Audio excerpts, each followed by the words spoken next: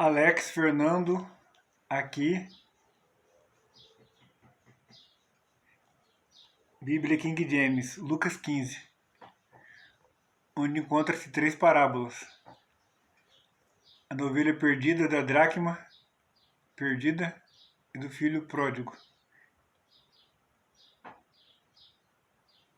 Na verdade, pródigo era o pai, né? Que pródigo significa, na raiz da palavra, etimologicamente falando, generoso, abundante. E a Bíblia no original, essa versão que eu tenho, King James, não tem título, porque no original a Bíblia não tem título. Quem pôs título foi o homem, para facilitar as histórias e as parábolas serem encontradas, mais fácil de ser encontradas. Lucas 15.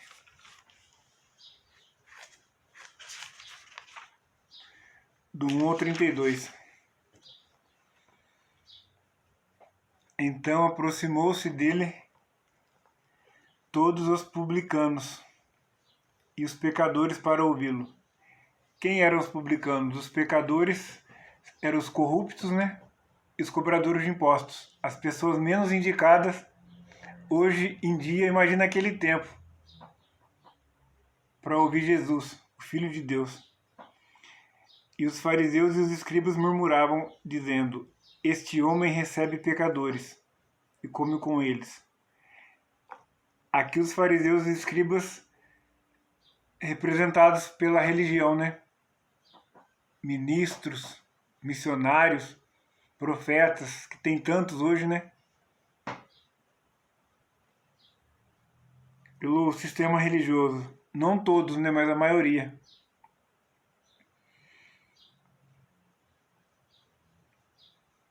Dizendo: Esse homem recebe os pecadores com eles. E ele lhes falou esta parábola, dizendo: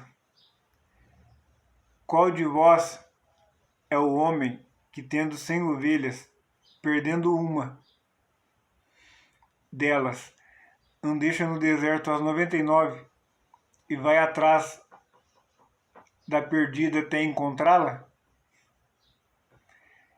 E tendo-a encontrado, regozijando-se, põe sobre os ombros. E ele, chegando em casa, chama os seus amigos e vizinhos, dizendo-lhes: Alegrai-vos comigo, porque eu encontrei a minha ovelha que estava perdida. E eu vos digo que assim haverá mais alegria no céu por um pecador que se arrepende do que por 99 pessoas justas que não necessitam de arrependimento. Ou qual mulher que, tendo 10 peças de prata, dracma,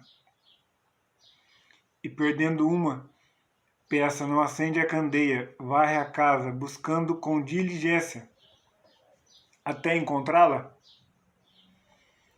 E tendo encontrado, ela chama as amigas e as vizinhas, dizendo: Alegrai-vos comigo, porque encontrei a peça que eu havia perdido. Assim eu vos digo,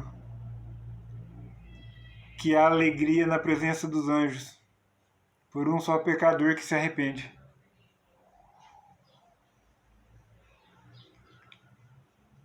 E ele disse: Certo homem tinha 2 filhos. E o mais jovem deles disse ao pai: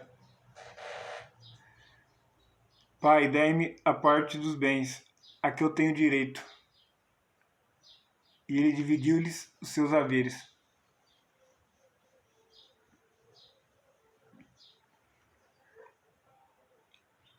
E poucos dias depois, o filho mais jovem, ajuntando tudo, partiu para uma terra distante. E ali desperdiçou os seus bens com uma vida desordeira.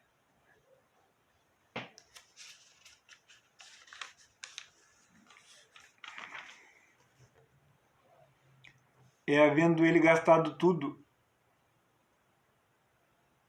houve naquela região uma grande fome, e começou a passar necessidade. E ele foi e juntou a um dos cidadãos daquela terra, e ele enviou aos seus campos para alimentar os porcos. e ele desejava encher o seu estômago com as cascas que os porcos comiam, e nenhum homem lhe dava nada. E ele, caindo em si, disse: quantos servidores de meu pai não têm pão suficiente de sobra?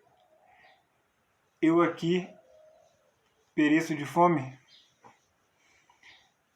Levantar-me-ei, irei para o meu pai, e lhe direi: Pai, pequei contra o céu e perante ti, e não sou mais digno de ser chamado teu filho.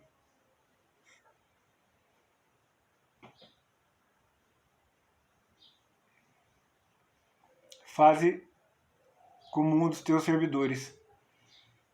E ele, levantando-se, foi para o seu pai.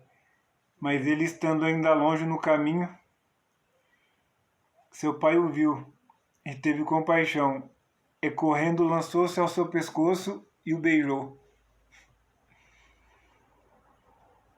E o filho lhe disse: Pai, eu pequei contra o céu e a tua vista, eu não sou digno de ser chamado teu filho. Mas o pai disse a seus servos: Trazei a melhor veste, e vestiu, e ponde-lhe um anel na sua mão e calçado em seus pés. E trazei aqui um novilho cevado e matai-o, e comamos e alegramo-nos. Porque este meu filho estava morto e vive novamente, tinha se perdido e foi achado. E eles começaram a se alegrar.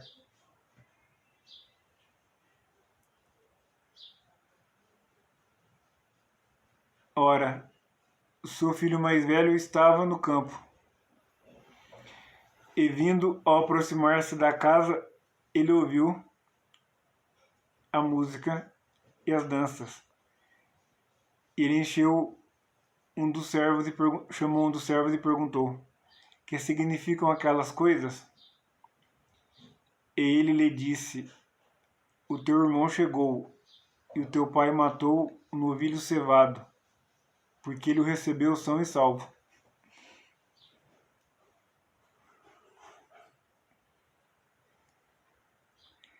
E ele se irritou e não queria entrar. Portanto, saindo o pai, lhe rogava. E ele respondendo disse ao seu pai: eis que eu te sirvo há tantos anos, e em nenhum momento eu transgredi um mandamento teu. Contudo, nunca me deste um cabrito,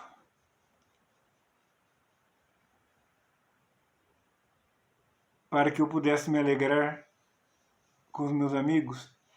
Mas vindo este teu filho que desperdiçou teus bens com as prostitutas, matastes um novilho cevado. E ele lhe disse: filho, tu sempre estás comigo, e tudo que eu tenho é teu.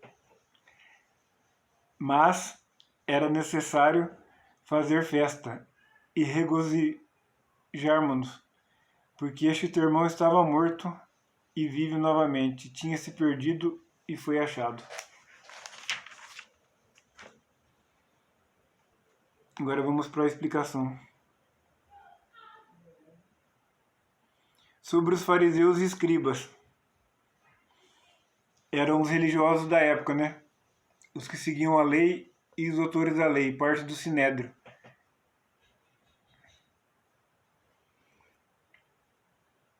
É como se fossem os religiosos que tem hoje, né? Ministro, profeta, tá tendo muitos, né? Missionários. Não todos, né? Mas a maioria.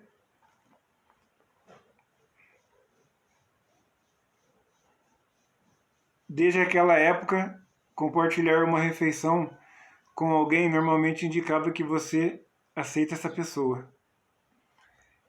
Embora possamos considerar uma negligência, deixaram um rebanho de 99 ovelhas para ir atrás de uma perdida. A história de Jesus enfatiza o quanto Deus se importa com cada pecador perdido e a imensa alegria que ele tem quando um deles é encontrado. É contra a razão, né? Largar 99 para ir atrás de uma. Mas é o que Jesus fez, né? Para procurar uma peça, em grego dracma, uma moeda que valia o salário de um dia de um trabalhador comum, um dia de serviço, perdida dentro de casa, era necessária uma candeia, porque pouquíssimas casas tinham janelas. Também era preciso varrer a casa, porque o chão era de terra. A alegria na presença dos anjos mostra a alegria de Deus com um só pecador que se arrepende. Embora esta parábola, muito conhecida, costuma ser chamada parábola do filho pródigo, o pai e o outro filho também são personagens importantes.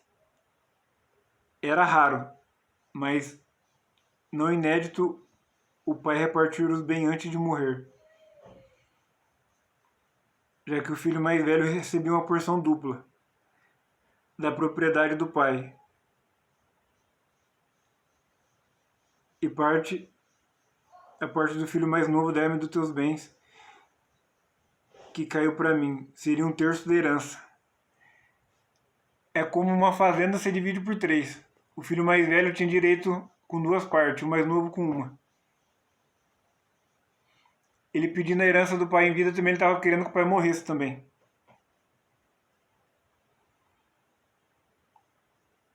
O filho mais novo não tinha intenção de voltar para a família.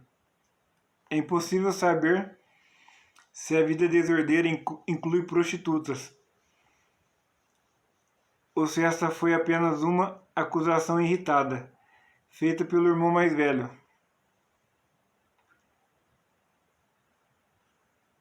O termo grego azotos ocorre só aqui, em todo o Novo Testamento. Não está totalmente claro o significado, mas pode ser algo como prodigiamente, extravagante, depravadamente, ou para sermos mesmo literais, de forma isenta de salvação.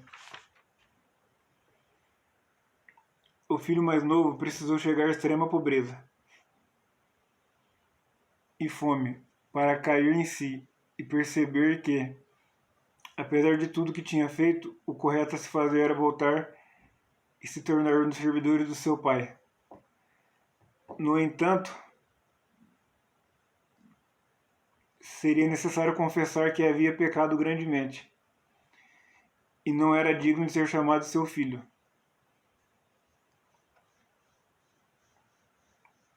Este é um retrato vivido de uma pessoa que chegou ao fundo do poço e finalmente percebeu o tamanho de seu pecado.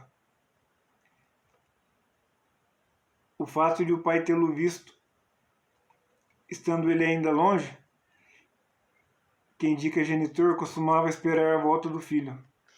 Talvez o normal fosse o pai ficar furioso, ou no mínimo decepcionado com a volta do filho mais novo.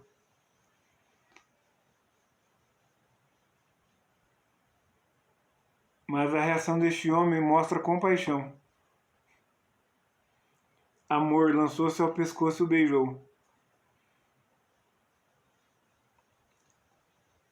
Comemoração, alegremo-nos. É alegre, restauração do rapaz. É a posição de filho, uma veste especial, um anel selo indicando a autoridade da família.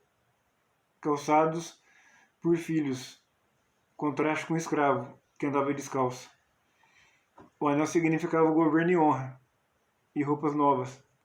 Assim como José, do Egito, quando virou governador do Egito. Era escravo e virou governador. Foi colocado um anel na sua mão, um sinete, e uma roupa nova.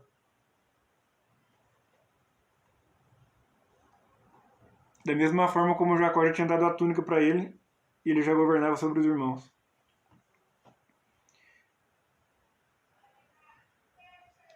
É aqui que a parábola se liga a 2 histórias anteriores, sobre a alegria de Deus em salvar o perdido. A atitude de comemoração do Pai mostra a maneira como Deus Pai recebe os pecadores arrependidos. Ela contrasta com o desprezo dos fariseus e mestres da lei ao verem pecadores vindo até Jesus.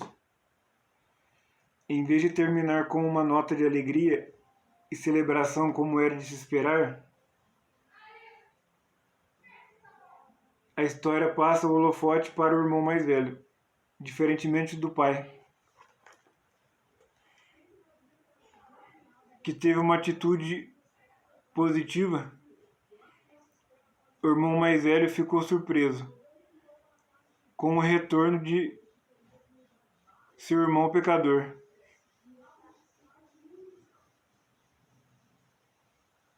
Ficou ofendido e com ciúmes na festa do pai.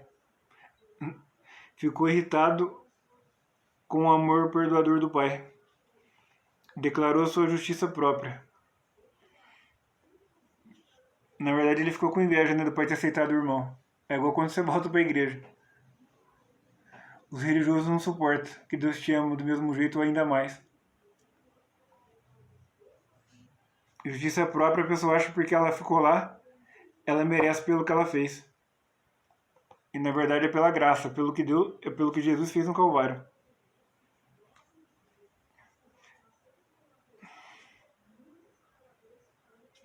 Sua alegria com a salvação de pecadores é a profunda transformação da conversão. Talvez o crucial disso tudo, porém, seja lembrar do parentesco deles com os pecadores, subentendendo a expressão "este teu irmão". Assim como o irmão mais velho, dessa história os líderes religiosos se recusavam a aceitar os irmãos judeus, os pecadores. O pai representando Deus, uma tipologia de Deus, o filho mais novo os pecadores e o irmão aqueles religiosos, aqueles que batem no peito e falam: eu faço, eu trabalho, né? Na obra, eu nunca parei, eu dediquei minha vida, mas só Deus vê o coração, né?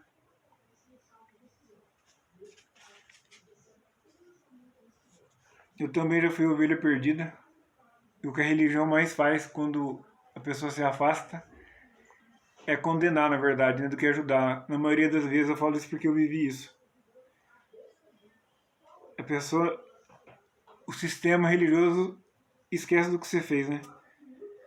Só serve para te condenar, vive na lei, né?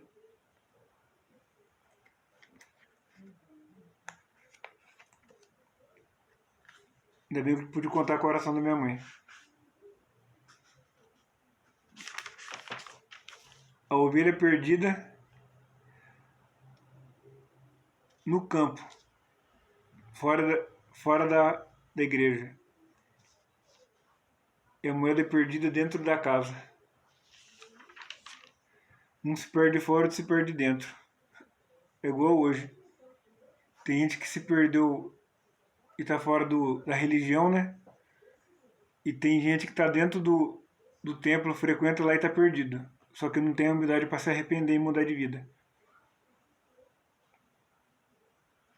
Na verdade, lá é templo, não é igreja, porque igreja são as pessoas. O Novo Testamento foi escrito em grego. E igreja no grego significa eclésia. Igreja onde a pessoa pisa. Em casa, no trabalho, onde ela frequenta. Igreja é estilo de vida, na verdade. Não é um título, um cargo, igual hoje tem tantos hoje por aí. O que mais tem é cargo em igreja hoje.